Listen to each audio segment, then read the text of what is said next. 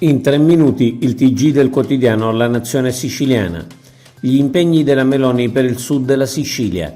La Presidente del Consiglio Giorgia Meloni ha visitato sabato la 300 Gigafactory di Catania, che aspira a diventare la più grande fabbrica europea per la produzione di pannelli fotovoltaici, e poi un bagno di folla in città alla festa di Sant'Agata. Ha assunto impegni precisi per il sud della Sicilia.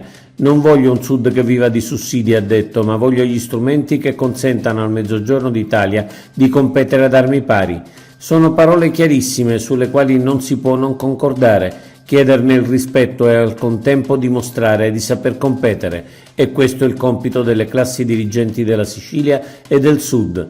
La Meloni ha annunciato che a breve presenterà l'accordo di sviluppo e coesione con la Sicilia. Ragazzina stuprata a Catania dal branco. Una tredicenne aggredita e stuprata da un branco di 7 ragazze alla Villa Bellini a Catania, come a Palermo nel luglio scorso.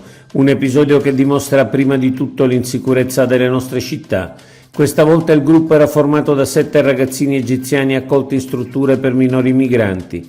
L'intervento della procura è stato eccellente e i responsabili assicurati alla giustizia nel giro di poche ore, ma è evidente che occorre un forte appesantimento del controllo dell'ordine pubblico e delle pene. Calderoli dà il via libera sulle province. Il ministro delle regioni Roberto Calderoli ha di fatto confermato che il governo nazionale non intende impugnare la prossima legge siciliana sulle province e nell'intervista al Giornale di Sicilia ha pure sostenuto la competenza statutaria in materia della regione. Non credo ci sia un problema di armonia costituzionale, ha detto Calderoli. Nelle regioni a statuto speciale ognuno decide a casa propria. Treni speciali per Carnevale. La Regione Siciliana, su iniziativa dell'assessore Aricò, finanzia 2 treni speciali straordinari per raggiungere Termini Imerese in occasione del Carnevale 2024. L'assessorato regionale alle infrastrutture sostiene le grandi manifestazioni siciliane, assicurandone le necessarie esigenze di mobilità. Analogo provvedimento è in cantiere in occasione del mandorlo in fiore ad Agrigento a marzo, ha detto l'assessore Alessandro Aricò.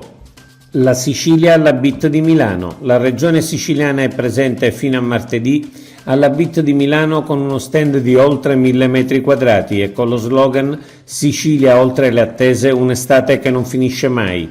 Uno spazio di grande impatto visivo ed emotivo messo a disposizione dei visitatori per partecipare ad appuntamenti, incontri ed eventi. 62 postazioni di lavoro occupate da 31 tra agenzie e tour operator, 29 strutture ricettive e 2 ristorative. Oggi conferenza stampa del presidente Schifani e dell'assessore al turismo Elvira Amata. Ryanair chiede l'abolizione dell'addizionale comunale.